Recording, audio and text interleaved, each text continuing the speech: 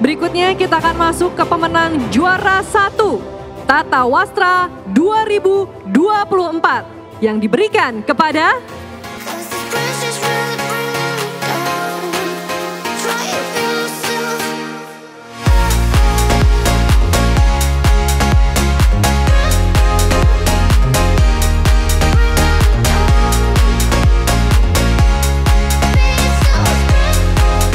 kita akan ada penjurian hari ini. Thank you sudah datang jauh-jauh, ada yang dari Bandung, ada yang dari Tangerang, dari Pamulang gitu ya.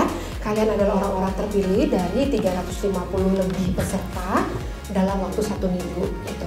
Assalamualaikum warahmatullahi wabarakatuh. Selamat siang, salam sejahtera semuanya.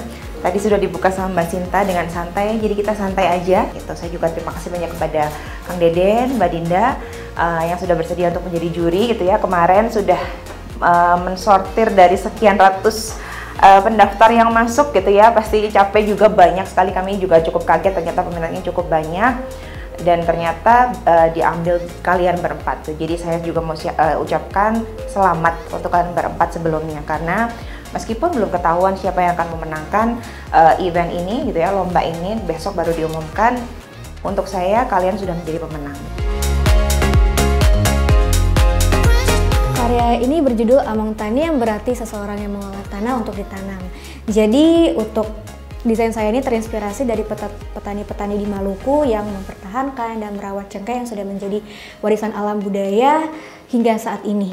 Jadi sebagian besar penduduk di Maluku berprofesi sebagai petani yang lahannya sebagian besar didominasi oleh tumbuhan cengkeh. Untuk kebayanya sendiri saya terinspirasi dari kebaya encing dengan detail bordir motif cengkeh, sehingga menampilkan look yang tradisional. Dan untuk kebayanya sendiri saya mengkombinasi kebaya Kartini dengan kebaya Kutu Baru. Untuk aksesorisnya sendiri saya pakai caping, dan caping ini saya pakai untuk mempresentasikan inspirasi saya, yaitu petani-petani, dan sehingga ketika dipakai menampilkan look yang tradisional. Saya melihat skirt ini tuh cukup unik ya. Ada spark pattern, kemudian juga zero waste kan ya, ada gerakan sustainable-nya. Tapi kenapa si motif cengkehnya yang akan ditampilkan itu tidak terlalu menonjol sebagai sesuatu yang ditampilkan berbeda, ya kan? Nah kemudian saya melihat pemilihan bahan kali ya, karena ini bahannya kan cotton ya, si buat batiknya itu. Nah kenapa? So bisa jelaskan kenapa tidak memilih bahan katun untuk si kebayanya, kan kebaya encing cerita ini. Untuk usia 18 tahun dengan jam terbang yang masih dini, menurut saya cukup oke ya. Saya suka dengan konsep dari skirtnya gitu. Cuman memang benar masukan dari Mas Deden, banyak bermain explore berbagai bahan. Mungkin ini untuk tambahan knowledge, ini disebutnya inflasi kebaya encing, bukan Kartini. Terus ya dirubah stylingnya menjadi Kutu Baru, itu benar.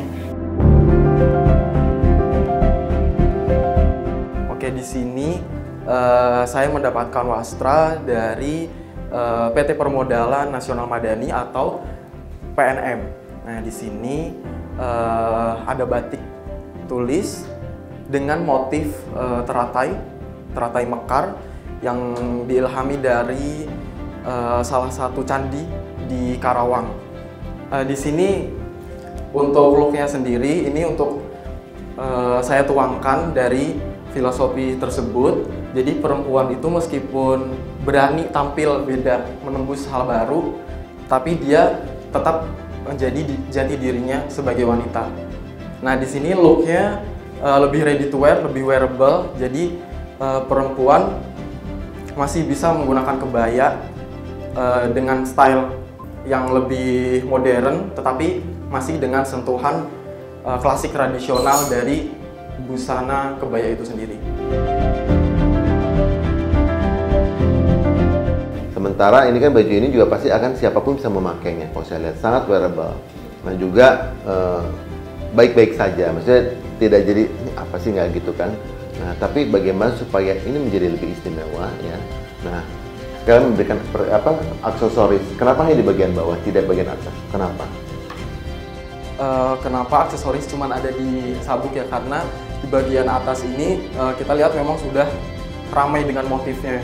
Kenapa di sini cuma polos saja? Karena nanti ketika misal busana ini mau dipakai atau nanti di runway atau dipakai ke acara, kalau di fashion show itu biasanya kita juga bisa berkolaborasi dengan aksesoris, pengrajin aksesoris seperti itu. Jadi nanti tampilannya biar nggak too much. Dan menurut aku ya, ketimbang kamu nambahin warna coklat, sebenarnya warna explore warna putih lagi juga nggak kenapa-napa.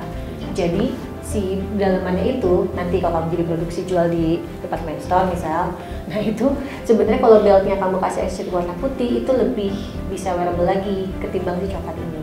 Kalau dari aku sebenarnya aku suka banget jaketnya, aku suka bawahannya juga dibikin sarung gitu. Itu ada zippernya berarti ya? Ada tali ikat ya? Oh, tali ikat ya. Jadi dia pasti bongkar bisa jadi kain satu piece lagi kan. Ya, aku suka atasannya, suka bawahannya. Aku juga bisa kepikiran langsung dalamannya bisa pakai jeans, bisa pakai yang lain. Jadi total look ini aku suka banget kecuali si belt. Batik yang saya gunakan adalah batik penyembolom. Batik ini berasal dari pemerintah Kabupaten Pasir, Kalimantan Timur, Kalimantan. Jadi motif batik ini dia terdiri dari daun kombat, buah lempinak, dan daun sarung bolong. Jadi batik ini sendiri jika dilihat dia memiliki warna yang kontras, namun tetap selaras. Di antaranya adalah warna biru elektrik, warna hijau, kuning, dan orange. Busana ini terdiri dari 3 piece, bagian luar, 2 atasan piece, dan satu bawahan.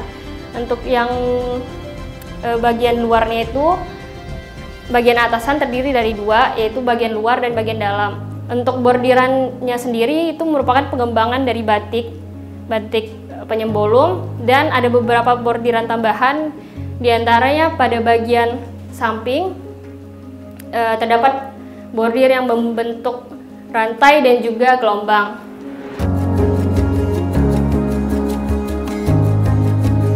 Yang saya tanyakan, kenapa proporsi ketika desain, ya coba didesain tadi. Nah, ini kan full length kan, ya semuanya kan sampai bawah.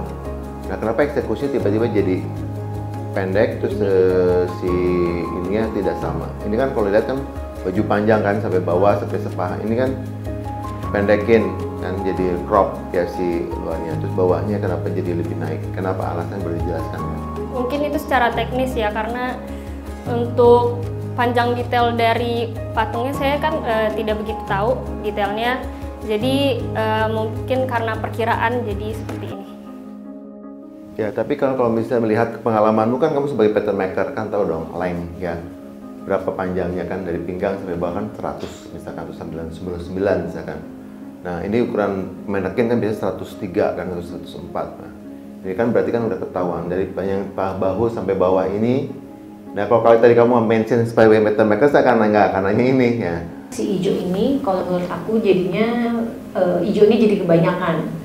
Sebenarnya akan lebih bagus misalnya bawahannya kamu pilih warna yang lain, atau si navy gitu, atau mendekati si birunya supaya nggak terlalu kebanyakan hijau. Sama si bordir yang bawah itu kan beda lagi ya bordirnya sama yang di sleeve tambahan ya. Beda. Ya, nah itu kalau menurut aku jadi terlalu banyak aksen yang beda-beda. Sebenarnya kalau misalnya kamu tambahin sama si lengan, itu jadinya akan lebih ini aja, lebih enak dilihat gitu. Atau nggak usah ada bordir sekalian, sebenarnya nggak kenapa-napa karena dia udah punya fokus aplikasi yang di samping-samping, ya kan. Tapi overall aku suka banget sama konsep dari layering si topnya. Itu bisa dipakai part by part juga. Terus kayak misal ditukar balik juga bisa ya, yang di dalam menjadi di luar itu juga lebih menarik gitu. Desain rancangan kebaya ini saya buat dengan tema metamorfosis yang terinspirasi dari batik yang saya dapat, yaitu batik parang ceplok pupu. Yaitu dari style dari kebaya rancangan kebaya sini sendiri. Untuk membuatnya saya terinspirasi dari kebaya tradisi, yaitu kebaya enzim dan kebaya kutu baru. Nah, beatnya sendiri itu saya terinspirasi dari kebaya kutu baru, dan juga ujung runcing yang depan itu terinspirasi dari kebaya Encim. Sebenarnya jadi patokan saya untuk membuat siluet ini dari siluet badannya sendiri sebenarnya membentuk kuku-kuku dari sini terus ke bawah, ini sayapnya seperti itu. Nah di tengah beef itu sebenarnya badan dari kuku-kuku itu sendiri. Untuk colornya saya untuk warna mengambil warna gold yang mana memberikan kesan seperti yang saya ingin sampaikan di awal, ini saya visualkan, yaitu kesan anggun dan kesan elegan, mewah dan klasik. Akan dibuat bentuk yang akan menceritakan seperti itu, perubahannya, atau mungkin dari sedikit nanti warna ataupun mungkin cuttingnya. Nah jadi bisa disampaikan lewat itu. Jadi bentuk kebaya yang ada metamorfosis, kan metamorfosis artinya perubahan dong, ya. Berubah seperti apa? Nah di tanganmu yang sudah saya lihat portofolio kamu kan bagus banget kan, bisa buat apa dan sebagainya kan. Nah itu kenapa saya mengharapkan dari Prima itu lebih dari ini seperti itu. Bener yang Kang Deden infokan gitu, rok mermaid ya semua desainer sudah pernah bikin rok mermaid. Terus kamu tambahkan lining kain batik di dalam bagian opening di kebayanya juga, itu bukan sesuatu yang baru gitu. Terutama attachment kain batik di bagian di bagian lengan. Nanti kalau misalnya tangannya kurang panjang ya nanti dia akan tenggelam gitu di bagian samping sini. Jadi sebenarnya we expect more from you gitu dengan portfolio yang dilampirkan. Nah,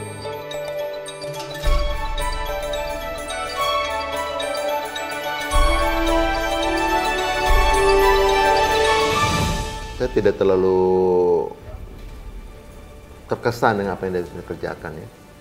Yang ini ya? Ya, jadi tidak berharap juga bentuknya seperti itu. Harapan saya lain seperti yang ini itu. Kayaknya kalau misalnya roknya dia nggak pakai ini yang konsep ini sebenarnya bisa menjual lebih karena dia menang di konsepsi. Ya, soalnya kan juga dari sekian ratus mereka yang terpilih harusnya mereka juga bisa memanfaatkan kesempatan ini dengan baik ya. Dan juga bisa jadi contoh bagi teman-teman yang tidak terpilih ini kan. Iya.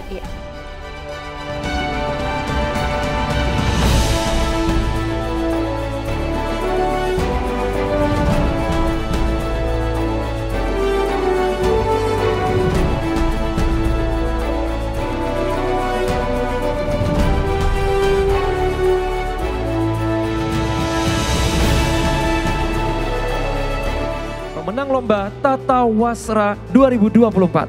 Pemenang harapan Tata Wastra 2024.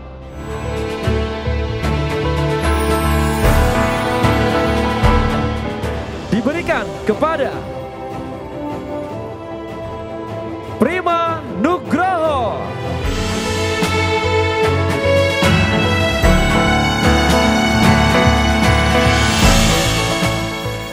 Pemenang juara 3 Tata Wastra 2024 diberikan kepada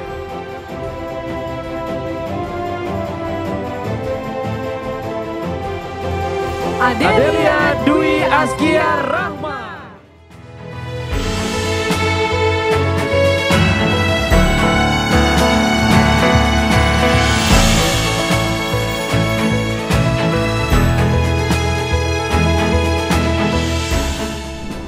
Pemenang juara 2 Tata Wastra 2024 diberikan kepada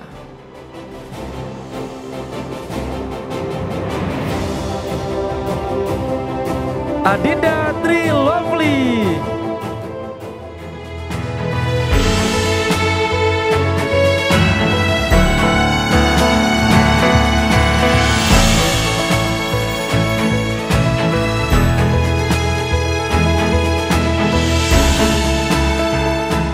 Berikutnya kita akan masuk ke pemenang juara 1 Tata Wastra 2024 yang diberikan kepada